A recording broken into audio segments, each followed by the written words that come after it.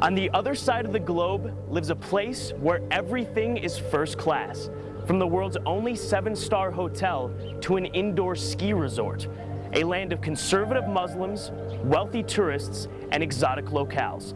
And for one night, the racing world turns its attention to the world's most prestigious and richest event. So let your imagination run wild. This is Dubai World Cup.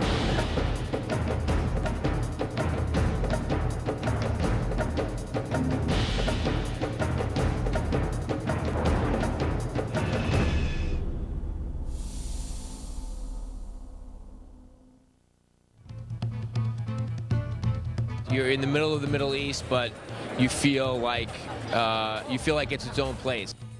Dubai World Cup race day is right up there with the best of them. It brings the rest of the world together in the Middle East, which if you said about 10, 15 years ago that that's what would happen in the world of horse racing, people would have laughed at you. It has been described in the past as an Olympics of horse racing, and if there is such a thing, this is probably it, because they do come from the 4 corners of the globe to race for the big money at Nad Al Sheba. To put on a production like this, it takes a lot of sort of manpower, passion from people who really enjoy horse racing, putting on a huge event, and that's what we've got here. For 21 million plus US money, 7 races, it's probably the most international horses competing on one stage.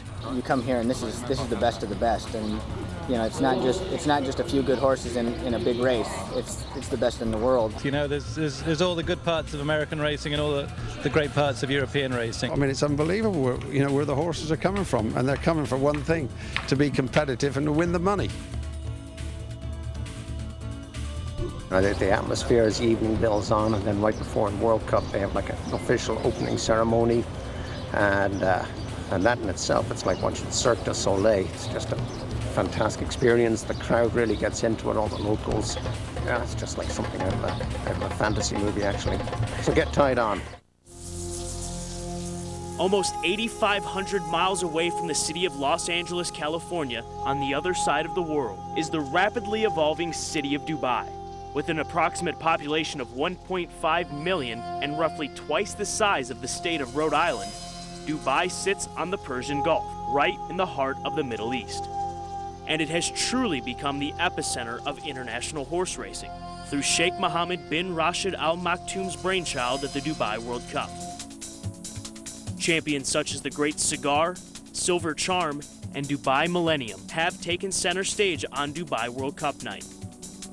A spectacle which began back in 1996, giving the world its first $4 million horse race, and has since grown to a $21 million night of the world's best racing, making it the richest horse racing event in the world. And thanks to the good people at the Dubai Racing Club, HRTV was able to witness it all firsthand. We're on leg 1 of this Dubai trip, and right now it is just about 10 minutes to 8 out here on the West Coast, and it's going to take about 1 day from now to show up in Dubai. We're still in downtown LA on the way to the airport, so I guess you got to start somewhere, and we're starting in a taxi cab. We have the map here, and the only thing I can find is the racetrack. Right through those doors, we're walking on a plane for the next 20 hours, and we're going to be on the other side of the world. I don't know, my heart's racing. I don't even know what time of day it should be. I've really lost track of all sense of time. All right, we just flew business class. Looks more like first class to me, but let's go check out Emirates' definition of first class. I thought we were flying, I thought we were in first class back there, but this is apparently the real first class.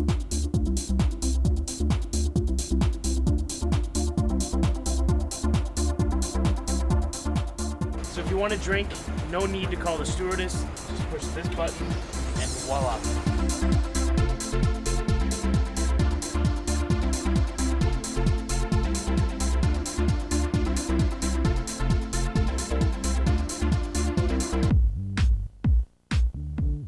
And in the same way I travel to Dubai in Emirates Luxury, so do the World Cup competitors. And I don't mean the jockeys. The horses get to Dubai on Emirates in their own personal stall, which resembles a massive shipping crate. And if I need a passport, so do they. Well, this is the Nad Al Sheba jockey's room. When I arrived at Nad Al Sheba, I was given the opportunity to tour the jockeys' quarters. A familiar set of colours. They are the Godolphin colours. Another visual that left a lasting impression on me when I thought about the greats in modern racing that had passed through here. But it is just one portion of this incredible place that is Nad Al Sheba. It's a facility that has changed in the space of 3 weeks. Anybody who comes racing at Nad Al Sheba for a Dubai International Racing Carnival meeting will certainly enjoy it. They'll see some good racing. They'll see Nad Al Sheba in one form. They come back 3 weeks later on Dubai World Cup night and Nad Al Sheba has been transformed, as you've seen yourself, with the International Village, the marquees, the gallery. It's a different race track. The course remains the same, but the track is different, and then you get that magnetism of people from all over the world coming, flooding around the outside of the parade ring, looking at the horses coming from all around the world. There's a buzz, there's an excitement that really adds to it. This racetrack, it's not an oval, it's more of a triangular shape. It's massive. You can't hardly see the other side of the backstretch. There's a golf course in the middle, and one of the most impressive things really to me was you stand right on the finish line and you look all the way down the chute where they run the Golden Shaheen, the 6 furlong sprint stake race, and it's so far away, 3/4 of a mile. It's so different in America. We're used to the horses coming around the turn out of the chute going 6 furlongs, and you don't realize how far it is until you see it in the straightaway form, and you just stand on the finish line and look all the way down there, and it's pretty cool. There's very few horses that can be all out going 3/8 of a mile. So you want to be in a good position, give the horses a chance, but you do need to come in here, focus, and understand the layout. You don't realize when we watch these races on TV that the grandstand is basically on the turn and the finish line is right at the turn. So as soon as these horses hit the finish line, they're immediately pulling up into the first turn. No hands whatsoever. He steers himself. Just behind me is the Burj Dubai, currently the world's tallest structure, and upon completion, it will be the world's tallest building. They will average a new floor every 3 days. But aside from the modern skyscrapers and sprawling resorts, there's a portion of Dubai which embraces its past, a marketplace, the souks. We're right outside of the gold souk and the textile souk, and our taxi cab driver actually told us that all of these boats right here are what bring all the product into these souks, and they come over from Iran. All of these boats, they just go all the way down the canal. Here's the entrance to the Dubai City of Gold. Just rows and rows and rows and rows of different jewelry, watches, Rolexes. I'm not even sure I would know where to begin if I was looking for something. Watches? Oh, no, thank you. What's the bag? No, thank you. Just about anything you want. You don't even have to add. They just come up to you. Definitely has an interesting taste. It's not too bad. What in the world am I doing putting ski boots on in the deserts of Dubai? Oh yeah, there's a ski hill. Let's rock and roll. We're going inside. It's -4 degrees centigrade. If I would have paid attention in chemistry class, I could probably convert it to Fahrenheit. Nonetheless, it's cold.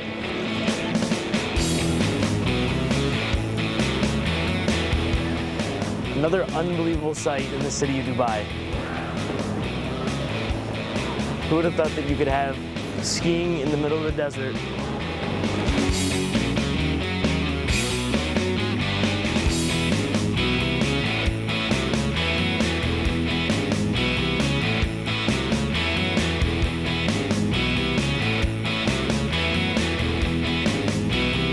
Maybe for this. Oh my God. Oh my Lord.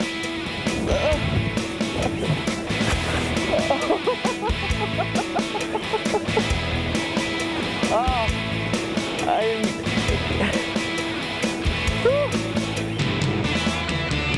I'm nauseous. Outside of the Dubai World Cup, no question the hottest ticket in town is the Arabian Nights party.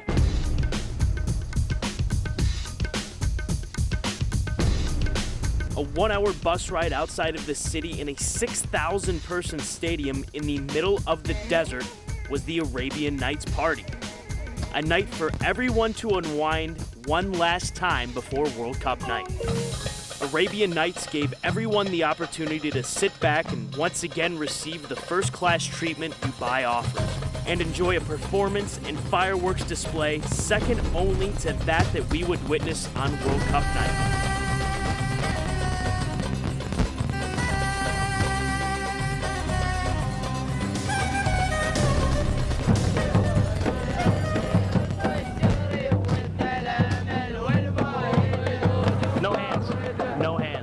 Whatsoever.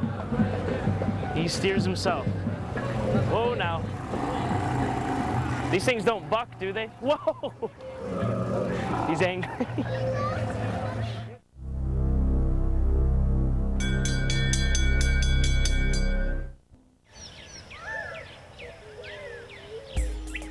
The beauty of Nad Al Sheba startles all who come here, especially in the mornings when the thoroughbred, the most majestic of all animals, takes to the track.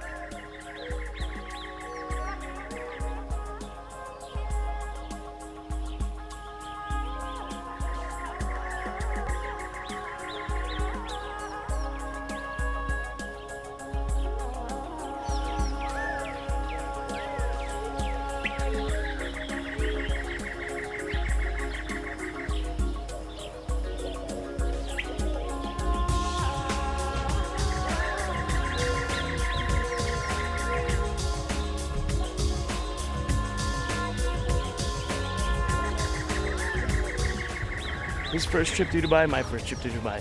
Better talk now and me. We got something in common. I think anyone that's experienced it for the first time, to see 45, 50,000 people come to a racing facility where there's no wagering, they came for the love of the animal and the enjoyment of the day and the night. This is by far the world's most international and global meeting. It now, every year, can guarantee drawing together the very best turf horses and the very best dirt horses in the world. It's something that the rest of us really have to aspire to. It's why it's a great place to showcase your horse, because there's no great advantage. It's the middle of the world and horses come from everywhere. It's a good neutral place to take on the world. Easily the best part of the entire Dubai trip was the culmination of the week. Dubai World Cup night. And to make it even better, if that was even possible, the international broadcast asked HRTV to be America's voice on the world's richest night of racing. Well, as I mentioned a little bit earlier on, I was going to get some help with the American horses from our American expert, Scott Hazelton from HRTV. Scott, it's your first time out in Dubai. How are you enjoying it? It's amazing. It's something that I couldn't prepare myself for. This gave me an opportunity to rub elbows with all of the major players on race night. Every direction I turned, there was a racing great. Dettori, Gomez, DeCock, Andre Fabre, Ryan Moore, and even Sheikh Mohammed and Princess Haya. My perspective for the racing was incredible. But before race night, I had to sit in several production meetings in order to get ready for the broadcast. And the biggest thing for me was getting to understand the differences between international racing and the racing I'm so used to in the United States. Even our racing slang was different. From terms like punter meaning a better to a stayer meaning a route horse. And the most foreign thing to me was the pre-race routine the horses had to go through. So while we're in here getting ready for, say, there's an area labeled the pre-paddock, which is essentially a cross between the receiving barn and paddock. Horses come over well in advance of their race and go to their assigned stalls in the pre-paddock. The saddling also takes place in these stalls, all of which is outside of the public view. But as soon as the gate sprung for the first race, it was lights, camera, action. Ready to run. Takes her back, racing in the Godolphin Mile, and Black Cat, Black Kitten and Don Renato to the inside, both slow to go. America's Barcolo came out quickly. Strikes after being headed, hits the lead again. 50 meters left to go. Diamond That's Edgar Stripes Prado. in front, Edgar close to Prado's home, winning. And Diamond Stripes wins. Diamond Stripes first, Elusive Warning second. Now His first ride in Nad Al Sheba, he gets a win. Edgar Prado's such a great guy. All he went through with Barbaro and everything, it's so cool to see him win a race like this in his first try.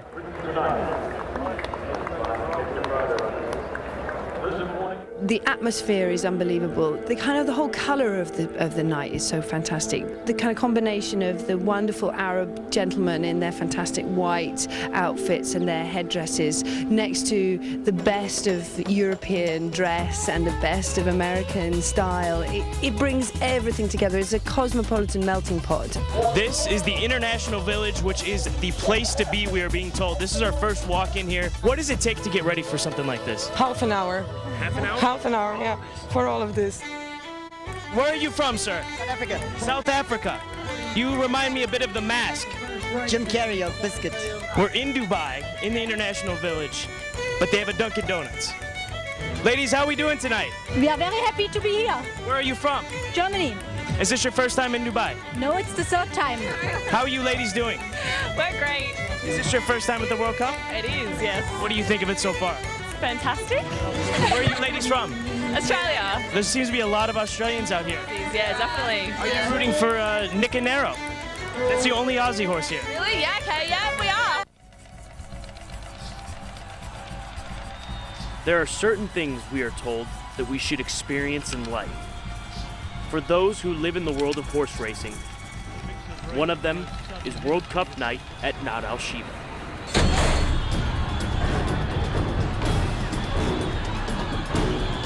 And the 2008 UAE Derby belongs to Honor Devil. Benny the Bull goes up to Idiot Proof. Benny the Bull takes the lead, and Benny the Bull beat Idiot Proof. Dark Crown is third. And as far as the World Cup ceremony is concerned, there are really no words that can do it justice.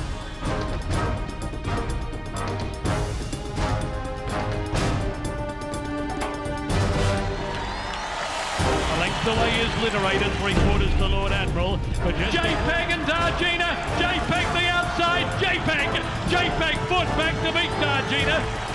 250 metres to go from Yun Zain. The pride of Hong Kong. Dr. Dino on the outside. Sun Classics in front.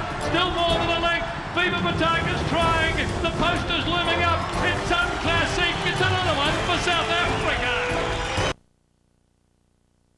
And we haven't disappointed you. What a fantastic Dubai World Cup. As soon as Dubai World Cup comes closer, you see all these big international horses and you realize that you are not boxing in the same category. All week, the attention was on America's super horse. Steve asked me some Curlin, the big horse. And I was allowed to be basically right next to him in the pre-paddock and be a part of the calm before the World Cup storm that Curlin was about to unleash. You can see his size, his musculature. He's the Arnold Schwarzenegger of horses. And yet he has this huge stamina and desire and speed and durability and distance. So that's why we fell in love with him when we first saw him. Putting this all into perspective, what is it like to be the headline of the entire week here at Dubai World Cup? Well, it's an outstanding feeling, but Curlin is deserved of that and off his previous races, and hopefully this is another one of the major goals that we have in mind for him.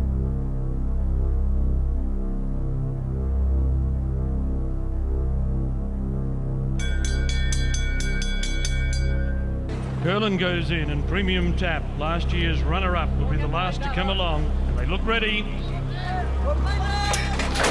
Racing in the Dubai World Cup. 550 metres away, and Robbie Alvarado asks Curlin to go. He moves up on the outside of Asiatic Boy, well armed on the rail, but Curlin takes the lead. Once they hit the long Nad Al Sheba stretch, it took very little for Curlin to just draw off on his international competitors. And there was no doubt who ruled the racing world that night. Curlin. And Asiatic Boy, they're battling out second and third. Curlin lead, close to the winning post, and from the red, white and blue corner, by TKO, the undefeated champ is Curlin. Curlin has beaten Asiatic Boy and well armed.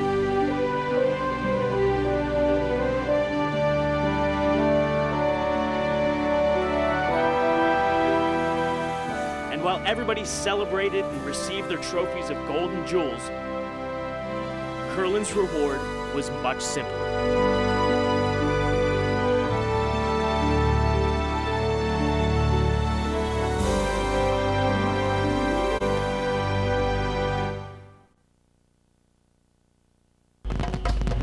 continue to say unbelievable, but we're standing right now in the middle of what will be Meydan, the pinnacle of international racing.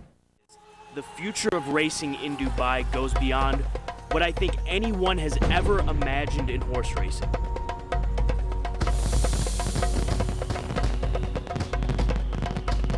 I continue to say unbelievable, but we're standing right now in the middle of what will be Meydan, the pinnacle of international racing. The centerpiece of Meydan is without doubt the racetrack, but it goes well beyond horse racing. Meydan is a city and a center of commerce that will come without precedent in the modern world. It's going to be 1 kilometer long from end to end. It's just incredible. 1 year ago, none of this was here, and over the course of the next 2 years, it will become what they have planned for Meydan. It's non-stop. The workforce, 4,500 people right now working as we stand here, and they're going to increase that workforce up to 7,500 people. We see it on paper. I can't imagine what it's going to be like in person. I think it's going to be the premier race course in the world, not just for the racing industry, but it's a symbol of lifestyle. It'll have unique features, and I think it's going to be an attraction throughout the year. I think the thing that we wanted to do, first of all, is to look at the grandstand and look at the flow of the horses, the flow of the owners, the trainers, the jockeys, the media, the public, the VIPs. I've taken the architects around the world, and we continue to review and change and look to make sure that we're cross the T's and dot the I's. Approximately 80,000 fans will be able to witness the Carnival of Racing over the 76 million square feet the track will occupy. Whether it's an unobstructed view from one of the 270 hotel suites or a seat at one of the 10 restaurants, you can even ride up in style in your yacht via the Meydan Canal. Fans will be able to enjoy the visual splendor of Meydan City. Shopping, golf, parks, residential developments, and office space will all be encompassed in Meydan City. And this will all be showcased at the 2010 Dubai World Cup, Meydan's World Cup. I believe it's not just going to be for Dubai, it's for the whole world. This is for the horse goers, horse owners, trainers, jockeys, whoever associated with this industry, plus the spectators. Plus, I think it's going to be a landmark, in my opinion, for the nation.